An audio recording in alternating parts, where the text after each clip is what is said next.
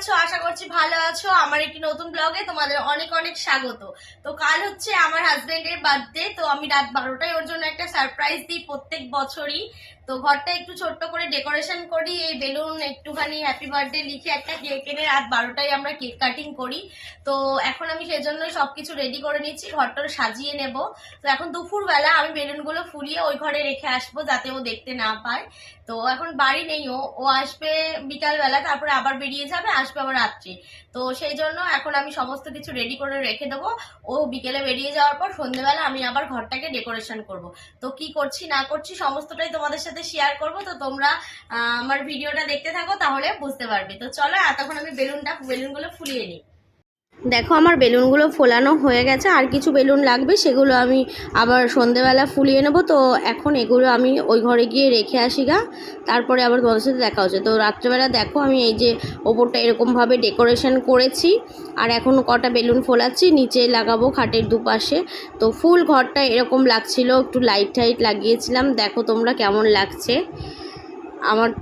আমার থেকেও আমার বরের তো খুব পছন্দ হয়েছিল, ও বললো খুব ভালো হয়েছে।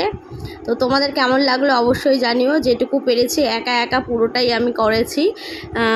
কেমন হয়েছে তোমরা অবশ্যই কিন্তু আমাকে জানিও ডেকোরেশনটা কেমন হয়েছে। তো দেখো এবার বার্থডে বয় ঢুকবে ঘরে, ওর মুখটা দেখো কি খুশি। ও বাবা মাকে আগে ডেকে নিয়েছিলাম ঘরে, তো ও দেখে বলছে খুবই ভালো হয়েছে, খুব ভালো লাগছে। আমি বললাম ওপরে উঠে বসে পড়ো।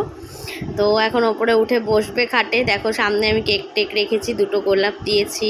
তো ওকে আমি একটা গিফট দিয়েছি, সেটা এখন তোমাদের সাথে শেয়ার করছি না, সেটা আমি পরের ভিডিওতে তোমাদের সাথে শেয়ার করব যে ওকে আমি কি দিয়েছি।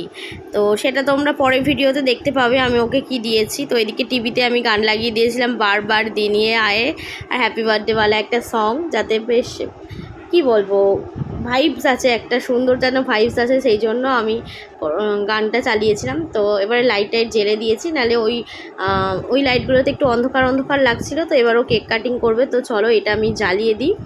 তো স্পার্কেলটা আমি কিছুতেই ধরাতে পারি না, প্রত্যেক বছর ওই ধরাবে দেখো স্পার্কেলটা। তো স্পার্কেলটা ওই নিজেই ধরালো। তো এবারে কেক কাটিং হবে। তো দেখো কেক কাটিং, তো কেক আনতে আমি একা একাই গেছিলাম গাড়ি নিয়ে, তার মধ্যে যা রাস্তাতে ভিড়, আমি যে কি করে এসেছি গাড়িটা নিয়ে মানে কি বলবো, আর কিছু বলার নেই। আমাদের রাধাবাজারে যে কী ভিড় হয়েছিল, তাও একা একা গেছিলাম, ওকে বলিনি, ও কাজে ছিল। তো আমি একাই গেছিলাম কেকটা আনতে। তো সেই ভিডিওগুলো আর করা হয়নি, প্রচণ্ড ভিড় ছিল আর গাড়ি নিয়ে গেছি, তো এই জন্য রাস্তাতে আর ভিডিওগুলো করা হয়। ঢেকে দিয়েছে ফুলটা।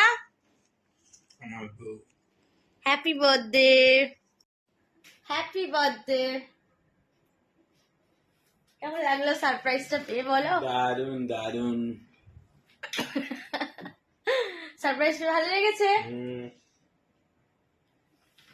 ভিডিওটা যদি ভালো লেগে থাকে লাইক কমেন্ট শেয়ার করো আর ফলো করে পাশে থেকো।